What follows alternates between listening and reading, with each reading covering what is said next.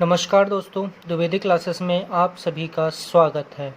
मैं नीरज द्विवेदी आज आप सभी के सामने वृत्त की श्रृंखला को आगे बढ़ाते हुए ये लेक्चर लेके आया हूँ। इससे पहले मैं आप सभी से रिक्वेस्ट करना चाहता हूँ, मेरे चैनल को सब्सक्राइब करिए। अगर मेरा आपको प्रयास अच्छा लगे तो मेरे वीडियोस को लाइक करिए। चलिए हम स्टार्ट करते हैं अपना। कल मैंने आपको स्पर्श रेखा तक बता दिया था। आज हमारा जो है वो संकेंद्री वृत्त के बारे में बताना है, मतलब कॉन्सेंट्रिक सर्कल क्या होता है इसके बारे में। ऐसे दो वृत्त जिनका एक ही केंद्र हो, दो वृत्त हो और दोनों का केंद्र क्या हो, एक ही हो, तथा दोनों वृत्तों की अलग अलग त्रिज्या हो और त्रिज्या क्या हो, दोनों की अलग अलग हो। ऐसा ही वृत्त या ऐसी ही आकृति क्या कहलाएगी, संकेंद्री वृत्त कहलाएगा या कॉन्सेंट्रिक सर्कल कहलाएगा। ठीक है, जैसे हमने यहाँ पे देखा केंद्र एक ही है, एक छोटा सर्कल है, एक बड़ा सर्कल है। छोटे वाले सर्कल की त्रिज्या अलग है, बड़े वाले सर्कल की त्रिज्या अलग है। ठीक है, R1 हमने अंतः वृत्त की त्रिज्या बताई है छोटे वाले वृत्त की, और R2 हमने बाह्य वृत्त की त्रिज्या बड़े वाले वृत्त की त्रिज्या बताई है। मतलब R2 का जो मान होगा वो R1 से क्या होगा, बड़ा होना चाहिए।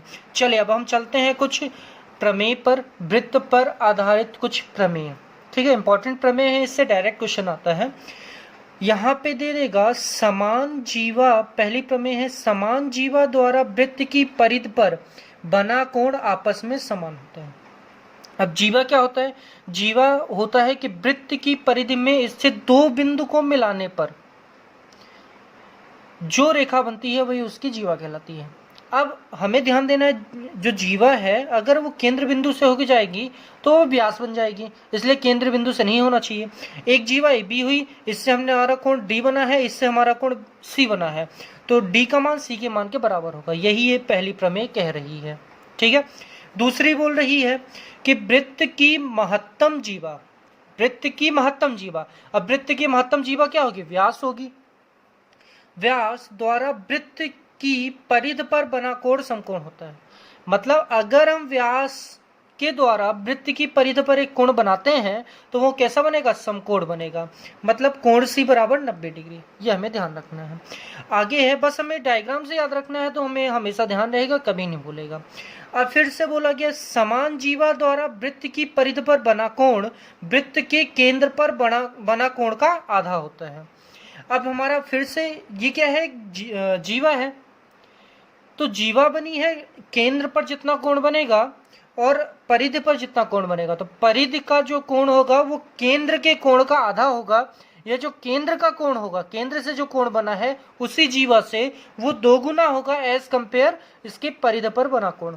मतलब कोण ए ओ बी, ये वाला कोण ए सी बी का दोगुना होगा। ठीक है, ये इसने बोला है। चौथी प्रमेय हम देखते हैं, वृत्त के केंद्र से जीवा पर डाला गया लंब जीवा को दो बराबर भागों में बांटता है।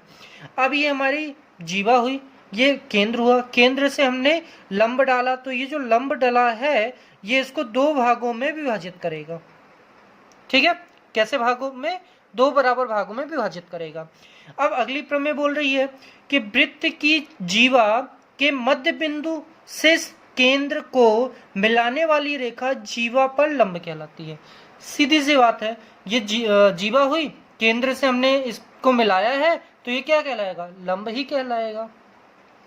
और आज का लास्ट है, एक या दो सर्वांगसम वृत्तों के दो चाप, एक या